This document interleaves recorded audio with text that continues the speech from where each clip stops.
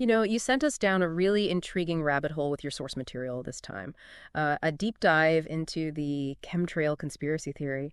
We've got quite a stack of articles in your notes here.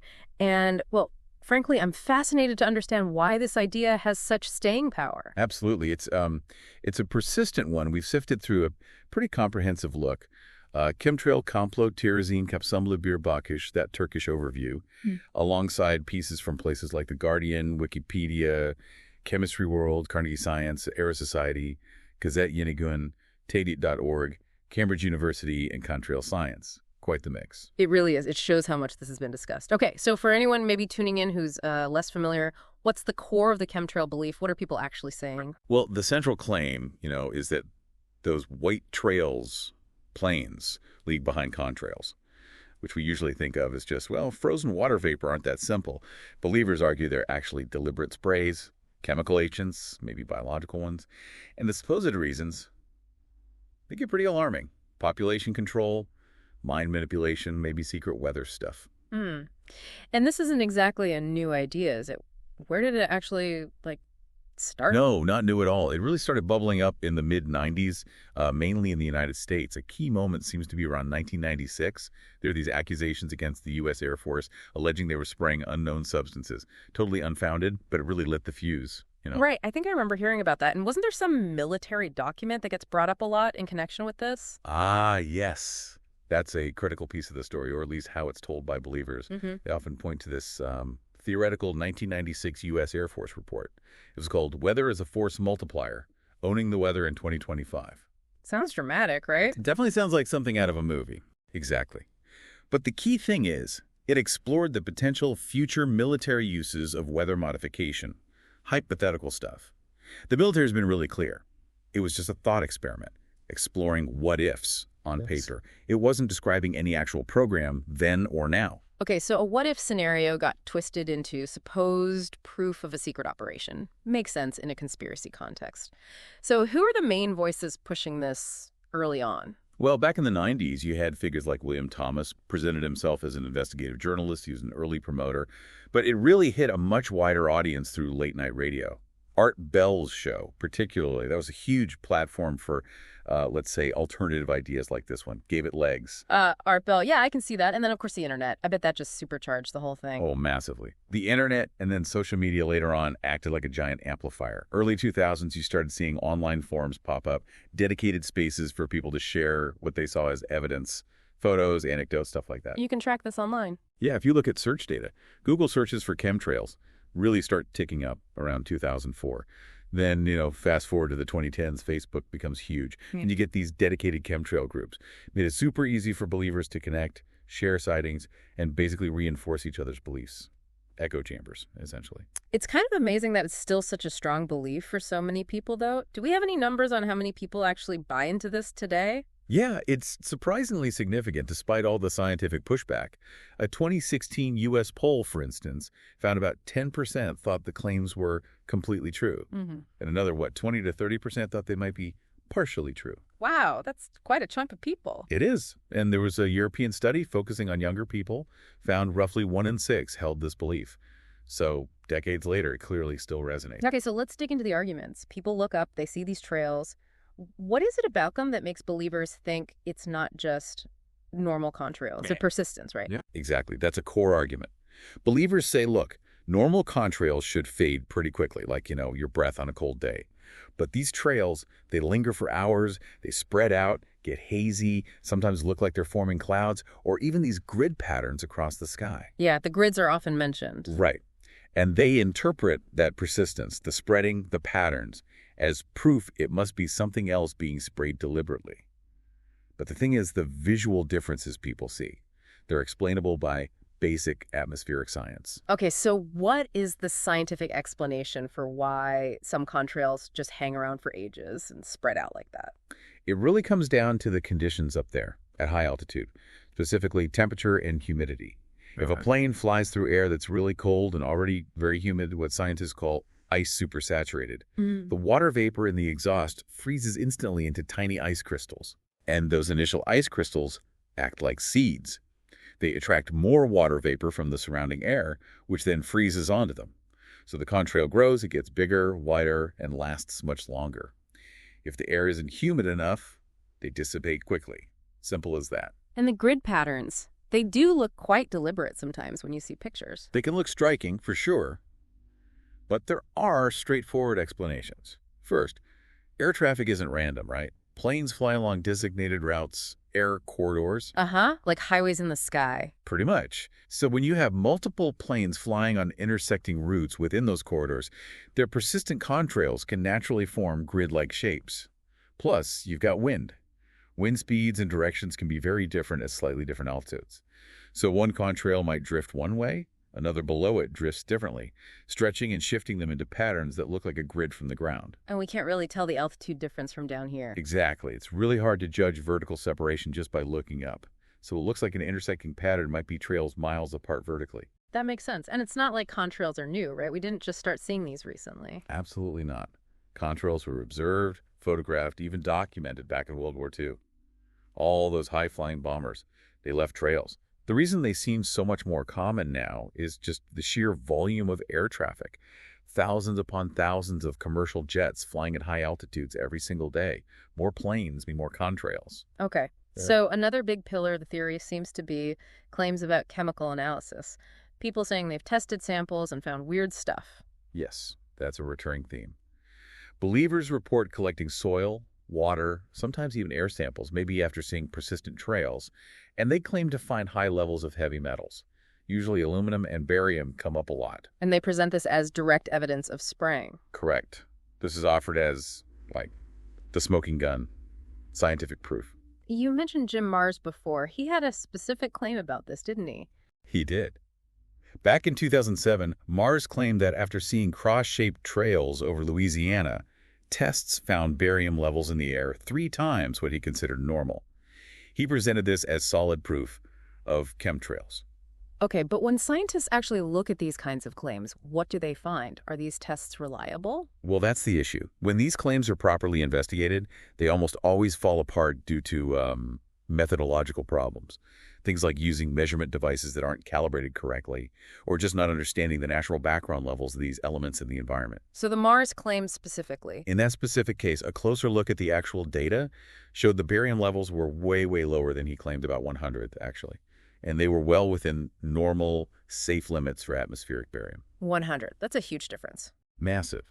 And similarly, when people report finding high aluminum in rainwater or soil, environmental scientists look into it and find the levels are consistent with the natural geology of the area.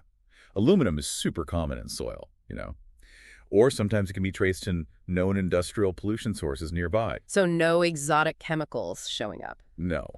The key is these elements aren't found in weird ratios or unusual chemical forms that would suggest someone's spraying some novel substance from a plane. It looks like normal environmental background levels, maybe sometimes mixed with regular pollution. Okay, so it sounds like misinterpretation of data, maybe wishful thinking, finding patterns where there aren't any. What about the visual evidence? Photos, videos of planes? That seems pretty compelling to people. Yeah, the visual stuff is really powerful for believers. But again, it's often taken way out of context or just misinterpreted. Like those photos or videos you see of aircraft interiors with big tanks inside or planes showing weird discharges. These get shared constantly as proof of spray systems. Right. I've definitely seen pictures of planes with rows of barrels inside. What's the real story there? The barrels. Okay, those are almost certainly ballast barrels. They're used during test flights for new aircraft models. They fill these big tanks with water, place them strategically inside the plane to simulate the weight of passengers or cargo. To test how the plane handles? Exactly. During the flight tests, they can actually pump water between the tanks to shift the plane's center of gravity around. It lets them rigorously test how the plane behaves under all sorts of weight and balance conditions. So standard flight testing procedure. Totally standard, totally essential. It has absolutely nothing to do with spraying chemicals. We've actually got a source photo showing a Boeing 747 test plane filled with these water barrels. It's clear as day what they are. But yeah, those images get endlessly recycled as chemtrail tanks. Wow. It's amazing how something routine can be twisted. What about those pictures of cockpits with, like, chemtrail on-off switches? Oh yeah, those pop up occasionally. Those are just fakes. Internet pranks. Someone takes a photo of a normal cockpit panel and uses basic photo editing to add fake labels like chemtrail control or whatever. They often look pretty amateurish if you look closely. So just trolls. Pretty much. There's absolutely no such system on any real aircraft, commercial or military. Pilots see contrails, normal condensation trails, but they have zero ability to turn them on or off or inject anything into them. Okay. And there was that video back in 2014, I think. It looked like a plane was spraying something at night. Caused a stir online. Right, that night video. It did get a lot of attention, looked like some kind of gas being released, but aviation and atmospheric experts analyzed it. The consensus was it most likely showed normal wingtip vortices. Oh, vortices. Yeah, the swirling air that naturally forms off the wingtips. In certain conditions, like fog or very high humidity, the pressure drop inside those vortices can make water vapor condense rapidly, making them visible, especially at night if there's lighting. So just visible air currents, basically. Essentially, yes.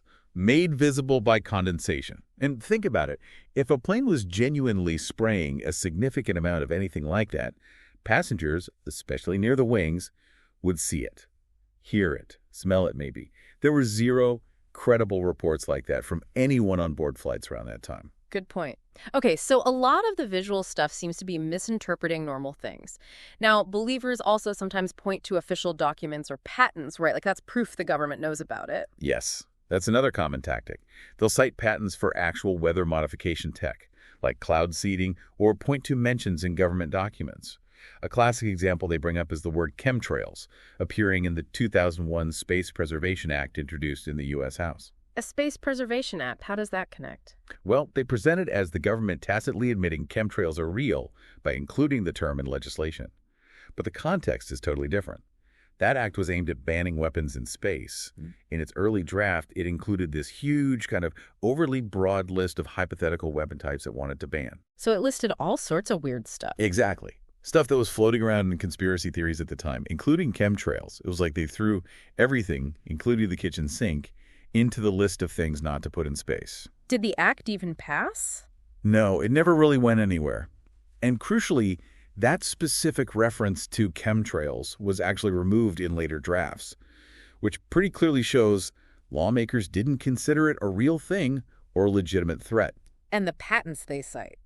Those are usually for legitimate, openly discussed things like cloud seeding techniques to try and increase rain or suppress hail. Stuff that's been researched for decades. It's got nothing to do with some secret global spraying program. Okay. It seems the theory has even sort of adapted over time, hasn't it? Especially with climate change becoming such a big topic. Yes, that's interesting. More recently, as public concern about climate change has grown, some proponents have shifted their argument. They now suggest that governments are actually using climate change as a cover story, a pretext for the spraying. A cover for what, though? They claim the spraying is really about blocking the sun, maybe as part of some secret population reduction plan or some other grand nefarious scheme. It basically flips the script. It says, you think climate change is the problem. No, the spraying is the problem, and climate change is the excuse they're using. So climate change itself becomes part of the conspiracy, a manufactured crisis to hide the real agenda behind the trails. That's the argument, yeah. They say the persistent trails aren't normal contrails at all. They're the spraying, and the whole climate change narrative is just misdirection or even a justification for it. It's certainly a complex and adaptable belief system. Let's shift gears a bit. Why does this theory persist so strongly? What are the psychological or sociological factors driving it? That's a really crucial question. Conspiracy theories often thrive in times of uncertainty or crisis. A social psychologist, Karen Douglas, has done a lot of work on this. She points out that theories like this can offer simple explanations for complex or frightening events. They can give people a sense of understanding, maybe even control, when things feel chaotic, like during economic downturns, pandemics, or facing big environmental threats. So chemtrails may be tapped into existing anxieties. Possibly, yeah.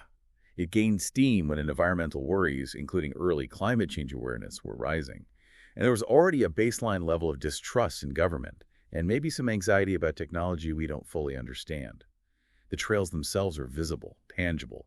That might feel more real or easier to grasp than the complex science of climate change, Distrust in authority definitely seems key in a lot of these theories. How does that play into the chemtrail belief specifically? It's huge. A deep distrust of government, scientific institutions, mainstream media, it's a major driver. Believers often feel strongly that powerful groups are hiding important truths, maybe even actively harming people without their consent. Does this distrust come from anywhere specific? Sometimes it might stem from real historical events, past government scandals or unethical corporate behavior, but often it's more of a generalized skepticism towards any official explanation. With chemtrails, the core belief is that governments and scientists are colluding to cover up this massive spraying program. And ironically, when scientists try to debunk it with evidence, They get accused of being part of the cover-up. exactly, it's a classic catch-22 of conspiratorial thinking. Any evidence against the theory is just twisted into more evidence for the conspiracy. Of course it would say that. And once someone believes it, I imagine cognitive biases kick in and make it hard to change their mind. Definitely. Cognitive biases are working overtime here. One big one is apophenia. That's our tendency to see patterns in random data. So you see intersecting contrails on normal result of flight paths, and your brain interprets it as a deliberate, sinister grid pattern. Finding meaning where there isn't any. Right. And then there's confirmation bias. Once you start believing chemtrails, you subconsciously look for information that confirms your belief and ignore or dismiss anything that contradicts it. Like the scientific explanations we've been talking about. Precisely. And this gets amplified online. You join a chemtrail Facebook group. Everyone there shares your belief. They share articles and videos that support it. You end up in an echo chamber. It makes your belief feel validated and makes you resistant to opposing views. You mentioned social media before. It seems tailor-made for spreading this kind of visual theory. Absolutely. The internet, from early email groups and forums to YouTube and Facebook now, has been crucial. The visual nature photos, videos of the sky, is perfect for quick online sharing. It connects like-minded people easily, lets them form communities, reinforce those shared beliefs. Has anyone studied how it spread online? Yeah, researchers at Cambridge University analyzed Twitter data over a decade, from 2009 to 2021. They found that chemtrail discussions, which started mostly in U.S. conspiracy circles, really went global, became a worldwide network of misinformation. And interestingly, they found overlap between chemtrail talk and discussions about actual solar geoengineering research. So legitimate climate science is getting mixed up in it. It seems so. It suggests even proposed climate interventions are being viewed through this conspiratorial lens by some people, which is worrying. It also sounds like there's a strong group identity aspect to believing this, like having secret knowledge. That's a really important point. For believers, it can create this powerful sense of belonging to a group that has chosen knowledge, a secret truth the rest of the world is blind to. And being dismissed by outsiders probably strengthens that bond. Exactly. When your beliefs are ridiculed, it can create this strong in-group solidarity. They laugh at us, but we know the truth.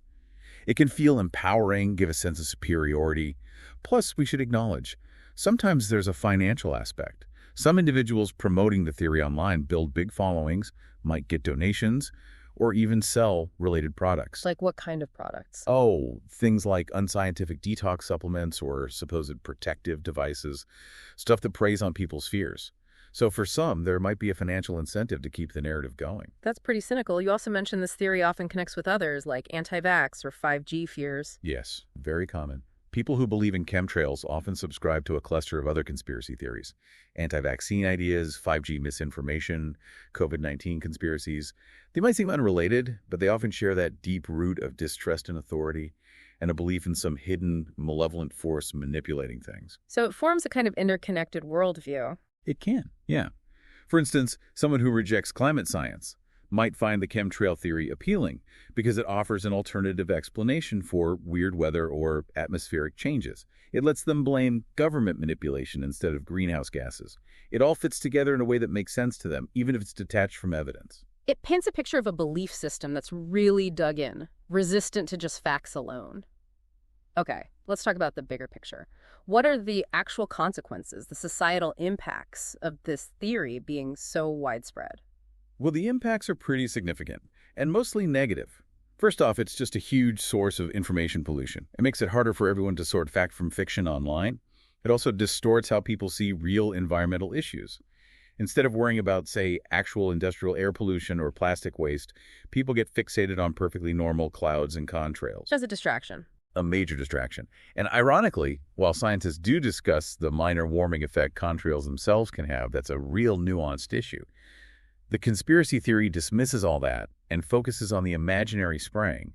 It derails productive conversations. You mentioned geoengineering earlier. Right. That term, which refers to legitimate research into potential large-scale climate interventions, has been totally hijacked by conspiracy theorists and falsely equated with chemtrails. It muddies the waters and hinders public understanding of actual climate science research. Scientists working in that field constantly have to say, no, our research is transparent, peer-reviewed, and has nothing to do with this secret spraying conspiracy. So it actively undermines legitimate science, too. What other impacts are there? Well, it puts a real burden on official agencies, environmental protection agencies, meteorology departments. They get flooded with calls and emails about chemtrails. They have to spend time and resources addressing these unfounded claims, time that could be spent on, actual environmental problems. Have agencies actually put out statements? Well, yeah. The U.S. Air Force, the EPA, they were issuing debunking statements back in the early 2000s. The Canadian Parliament formally responded to a petition in 2016. It shows how much official time it consumes. And the trust issue. That's maybe the biggest long-term impact. It erodes public trust in science and government agencies and experts generally. If people believe scientists are lying about something as visible as airplane trails, why would they trust them on vaccines or climate change or anything else? It's corrosive. And that distrust can fuel division, right? Absolutely. Conspiracy theories often create this sharp us versus them mentality, believers versus the sheep or the shills. You see really dismissive, hostile language online. It makes constructive dialogue almost impossible and just deepens societal divides. And in rare cases, could it lead to harmful actions? It's a possibility, unfortunately. While most believers are peaceful, the intense conviction can, in very rare cases, motivate dangerous actions. There have been documented incidents of people targeting planes with lasers, thinking they're stopping a chemtrail spray. It's a small risk, but the potential for radicalization exists within any deeply held, isolated belief system. It's a sobering thought. Now, we know the scientific consensus, but you mentioned official bodies in different countries have tackled this too. What have governments or major organizations actually said? Yeah, the rejection is pretty much global and unanimous from official sources. In the U.S., like we said, the Air Force called it a hoax back in 1999-2000. They pointed to universities, science groups, all debunking it. NOAA, the National Oceanic and Atmospheric Administration scientists like Dr. David Fahey have repeatedly stated there's tons of misinformation, and NOAA has zero programs doing this kind of spraying. What about other countries? Same story. UK government, back in 2005, parliamentary response. Chemtrails are not a scientifically recognized phenomenon. No government research on it. Canada, 2016, responding to that petition. No scientific evidence, no credible evidence of spraying. Chemtrails is a popular expression. No scientific basis. Right. Even in Turkey, the State Meteorological Service has publicly said, nope, those are just contrails, no chemical spraying happening here. They specifically debunked sightings over Izmir recently. So literally no official body anywhere validates this. None. Zero. And any legal attempts based on the theory, they've all failed. That story about a chemtrail pilot being prosecuted, total parody, debunked ages ago. Okay. The scientific and official verdict seems crystal clear. So wrapping up our deep dive here, what's the main takeaway for you on the whole chemtrail phenomenon? For me, the biggest takeaway is that this theory isn't rooted in any real danger, but in misunderstanding science and the power of misinformation.